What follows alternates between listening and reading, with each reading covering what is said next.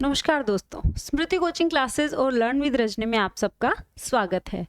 High court group D के English के model papers को कंटिन्यू करेंगे और आज हम करने वाले हैं मॉडल पेपर नंबर 7।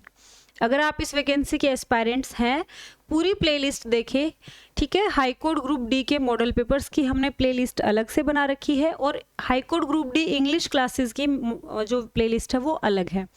दोनों प्लेलिस्ट को आप चेकआउट कर सकते हैं।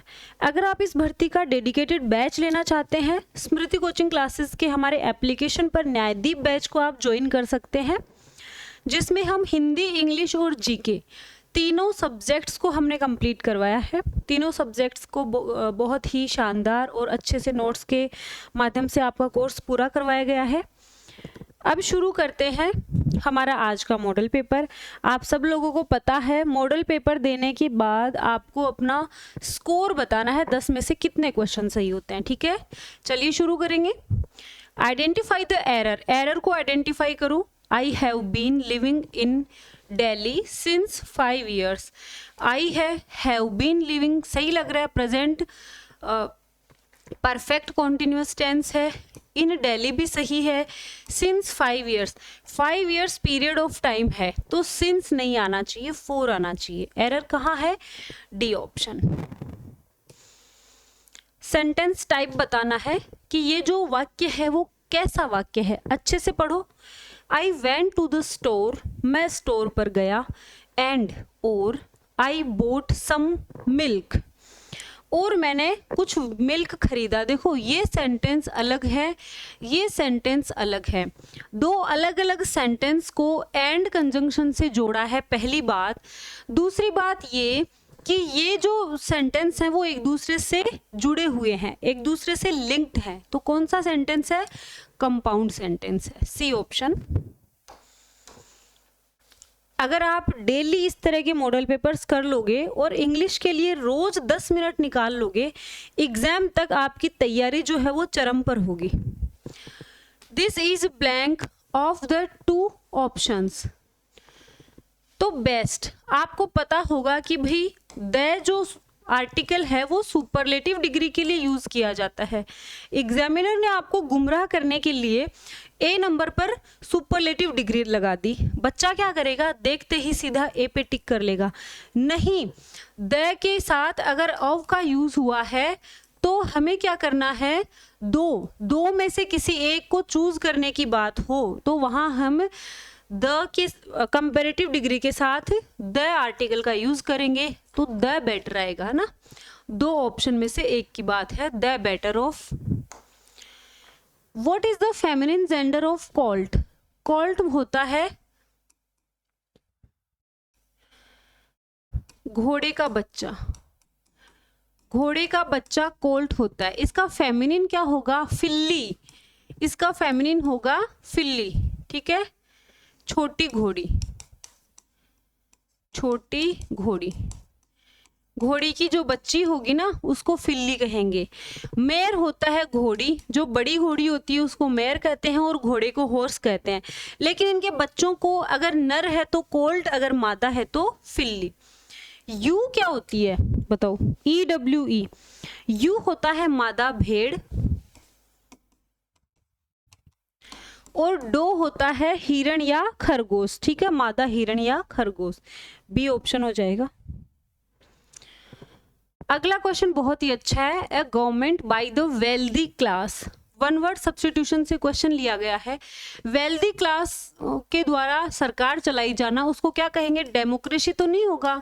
डेमोक्रेसी तो प्रजातंत्र या लोकतंत्र होता है। A government by the people, okay. Autocracy भी नहीं होगा। ऑटोक्रेसी तो एक तंत्र होता है, 1 मैन, एक आदमी के द्वारा गवर्नमेंट चलाई जाना।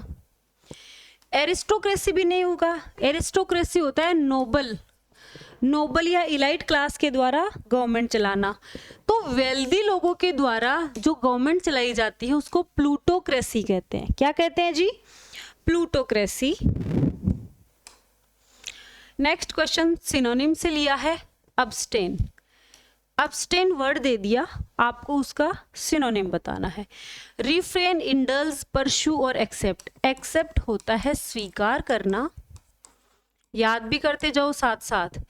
परशु होता है पीछा करना, चेस करना।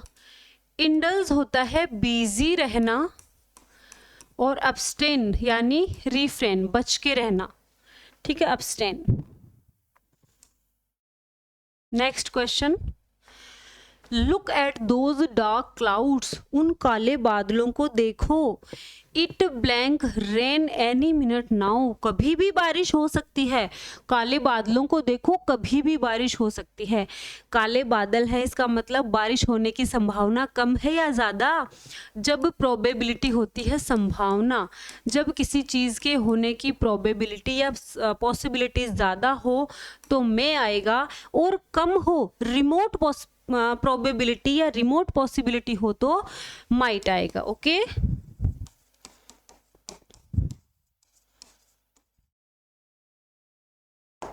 रिमोट प्रोबेबिलिटी के लिए किसका यूज करोगे? माइट का, कम संभावना। ठीक है, क्या कहेंगे इसको हम? कम संभावना। और ज्यादा संभावना हो तो क्या आएगा? में आ जाएगा। क्लियर? यहाँ पर काले बादल हैं तो संभावना ज्यादा है, इसलिए में आया है। अगला क्वेश्चन देखिए, डायरेक्ट एंड इनडायरेक्ट स्पीच से प्रश्न लिया है। कॉल द फर्स्ट विटनेस, पहले विटनेस को बुलाओ। सेड द जज, जज ने कहा। क्या आएगा? द जज सेड, कॉल द नहीं, कनेक्ट किससे करेंगे? कनेक्ट तो करो। चलिए, द जज टोल्ड दैट, दैट से कनेक्ट नहीं होगा। क्यों? क्योंकि वर्ब की फर्स्ट फॉर्म से शुरू हो रहा है, और वर्ब की फर्स्ट फॉर्म से इम्परेटिव सेंटेंस शुरू होता है। इम्परेटिव सेंटेंस को हम टू कंजंक्शन से कनेक्ट करते हैं। जी, किससे करते हैं? टू कंजंक्शन से। दो को हमने रिजेक्ट कर दिया, दो बच गए। द जज asked to call the witness, जज यहाँ पर पूछ रहा है, कोई प्रश्न थोड़ी यहाँ पे जो पूछेगा, अरे वो तो कमांड कर रहा है। क्या? द जज कमांडेड देम, टू से कनेक्ट कर दिया, to call the first witness. A option सही होगा।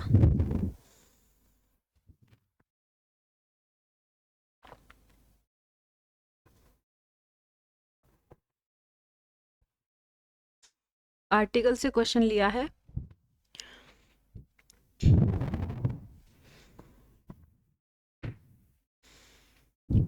बहुत ही शानदार क्वेश्चन है। Blank breakfast I had at the hotel was delicious, but blank dinner was disappointing. बहुत ही शानदार क्वेश्चन है। देखो, अगर जनरली क्या होता है, ब्रेकफास्ट, लंच और डिनर, इनके लिए नो आर्टिकल का यूज किया जाता है। Clear? Don't miss your breakfast, अपने ब्रेकफास्ट को मिस मत करो ना, आर्टिकल का यूज नहीं होता जनरली। लेकिन यहाँ पर ब्रेकफास्ट और डिनर यहाँ पर स्पेसिफिक है। उस ब्रेकफास्ट की बात हो रही है जो मुझे होटल में मिला था, उस डिनर की बात हो रही है जो मुझे होटल में मिला था। यानी यहाँ पर स्पेसिफिक केस है। ये कैसा केस है?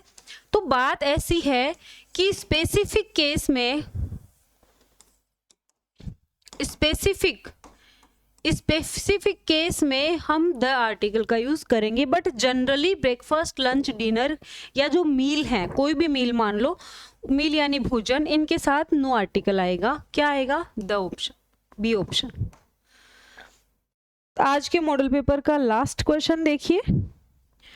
If I blank you I would not have committed such a blunder. Blunder का मतलब होता है भारी भूल, ठीक है, और मिस्टेक होता है भूल। ठीक है, मिस्टेक के साथ आप बिग का यूज कर सकते हो। बिग मिस्टेक हो सकती है, लेकिन कभी भी बिग ब्लंडर मत बोलना। ठीक है, आपको कभी भी बिग ब्लंडर नहीं बोलना है। ब्लंडर का मतलब ही भारी भूल है, वहां आपको बिग लगाने की जरूरत ही नहीं है। बिग मिस्टेक होती है, बिग ब्लंडर नहीं होता। ठीक है, सेकंड थिंग, ये जो है वो इमेजिनरी सेंटेंस है। कौन सा सेंटेंस है? इमेजिनरी सेंटेंस है। इमेजिनरी सेंटेंस में ऑल सब्जेक्ट्स के साथ कौन सी वर्ब का यूज होता है? वर का, सभी सब्जेक्ट्स के साथ, he, she, it, I, you, we, सबके साथ वर आएगा। इफ आई वर यू, यदि मैं तुम्हारी जगह होता, आई would not have committed such a blunder, तो मैं इतनी भारी गलती नहीं करता। ना तो मैं तुम्हारी जगह हो सकता हूँ, ना मैं ऐसा कर सकता हूँ। ठीक है, इमेजिनरी सेंटेंस है, क्या आ जाएगा? वर, सी ऑप्शन। सब लोग मुझे कमेंट करेंगे और अपना स्कोर बताएंगे आज के मॉडल पेपर में आपका स्कोर कितना रहा है। और ये जो मॉडल पेपर की प्लेलिस्ट है इसको अदर स्टूडेंट्स तक भी शेयर करिए। हाँ, इसके साथ ही हाईकोर्ट ग्रुप डी की अलग से भी क्लासेस चल रही हैं। कल हमने एडिटिंग एंड ओमिजन पढ़ा था, उस क्लास को भी आप चेकआउट करें। एडिटिंग और ओमिजन का पूरा टॉपिक मैंने एक क्लास में करवा दिया है, साथ ही उसकी प्रैक्टिस भी करवाई है। ओके, तो आज के लिए इतना ही, नेक्स्ट क्लास में मिलेंगे। Bye bye, take care.